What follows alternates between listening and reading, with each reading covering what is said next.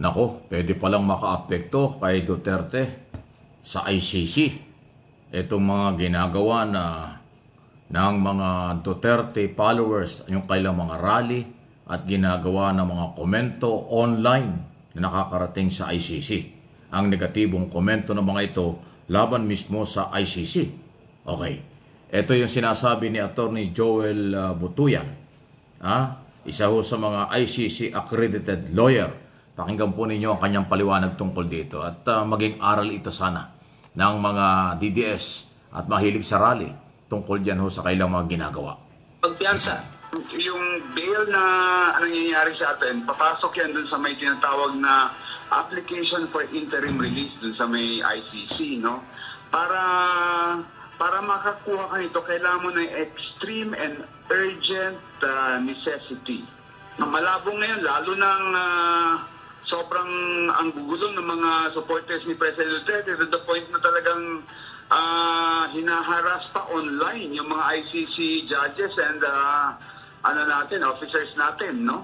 Dahil ngayon, napapakita na talagang flight risk and napapakita rin na sobrang powerful pa rin politically ang company President Duterte. And magsasabi talaga, magiging proof yan na talagang hindi siya babalik. Ayan Ayan ang sinasabi. Parang kung magkakaroon ng petisyon para siya pabalikin, kung ano mang consideration, baka hindi mangyari yun. Kasi nga po yung online na mga batikos nila sa mga ICC judges ay nakakarating sa kanila yan. Nababasa nila yan. Dapat siguro maging maingat. Pero, dala talaga ng emosyon. Galit na galit talaga yung mga supporters sila. Kaya nga sila may mga rally. Pero hindi po magiging tugon ang mga rallying yan. Lalo na kung personal ang batikos sa ICC judges or maging sa kasalukuyang gobyerno. So yan po yung nadinig si Attorney Joel Butuyan, ICC International Criminal Court accredited lawyer. Ibig sabihin, meron siyang personalidad at idea sa kung ano ang galawan ng mga judges dyan sa ICC. So maging warning. Bahala kayo. Pinagsasabihan lang kayo at pinaparating sa inyo ang mga maaaring magiging negatibong epekto ng mga batikos nila na ginagamit online. Hindi lang yung mga rally dito, baka okay lang yun karapatan ninyo. Pero kung babatikos online, natural, international yan, mababasa yan. Okay? Ano yung masasabi dito? Samantala, eto na, nako, Senador Bato de la Rosa. Walang katiyakan at meron lang palang limitasyon ang mga pwedeng protection na ipagkaloob sa kanya ng Senado. Kasi inamin na po ni Senate President Chis Escudero na base sa record ng Senado, ang mga senador ay hindi pwedeng arestuhin kahit may warrant of arrest kapag may session ang Senado. Pagka wala, ay pwede siyang arestuhin, lalo na kung nasa labas ng Senado. Pero kung nasa loob ka ng Senado, yun lang daw po ang pwedeng maging proteksyon. Katulad ng ginawa ni Senador Trillanes nung araw, na ito ay senador, pero nagkaroon ng warrant of arrest, tumagal yata ng 3 linggo hanggang 1 buwan, nasa loob ng Senado. So hindi siya mapasok at hindi siya maaresto kasi nasa loob mismo ng Senado. Doon siya natutulog, doon na rin tatrabaho, siyempre. Yun po yung naging basihan nun. Kung yung mga gunita, si Enrile doon noong araw, meron din kasong nung panahon ni Cory. Hinuli ng NBI noon. Pero hinintay muna mag-recess yung Congress, yung Senado, bago sila inaresto. So, sinasabi ngayon ng Senate President ay ang proteksyon ay pansamantala lang kung gugustuhin ni Senador Bato de la Rosa. By the way, nag-usap na pala yung dalawa. Hindi ko alam kung personal o telepono, basta nag-usap na pala.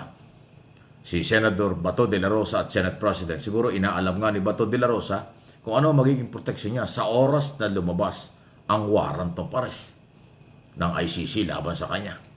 So kung gagayahin niya si Trillanes na magtago or pansamantalang nasa loob ng Senado 24/7 kahit na gabi, doon muna siya, hindi siya maaresto. Pero pag lumabas ang Senado, wala nang kontrol ang Senado ron. Pag lumabas ka ng compound ng Senado, ng building ng Senado, ay wala nang kontrol doon ng Senado. Pwede ka nang arestuhin. Okay? So kung yan ang pinagbabasihan ng Senate President, ito sa local case at local warrant of arrest. Kaya lang, pagdating ho dun sa Interpol warrant of arrest galing sa ICC, kung pwedeng i-apply yan. Pero ang malinaw dito, pansamantala lang ang pwedeng ibigay na proteksyon, hindi pang habang panahon. Okay? Unang-una, si Senador Bato ay hanggang June 30 lang. Pag hindi siya nanalo sa darating na eleksyon, ay tapos na siya. Wala nang proteksyon ng Senado. Talagang mahuhuli siya kung sibilyan na. So, kaya pala ang sinasabi ni Escudero, wala daw pong malinaw kung ano ang gagawin ni Senador Bato. Kung tatanggapin ba o magtatago ba siya sa Senado o hindi. Kasi nga ho, limitado na rin yung panahon. Kaya isipin mo hanggang June 30 na lang, ay ilang buwan na lang.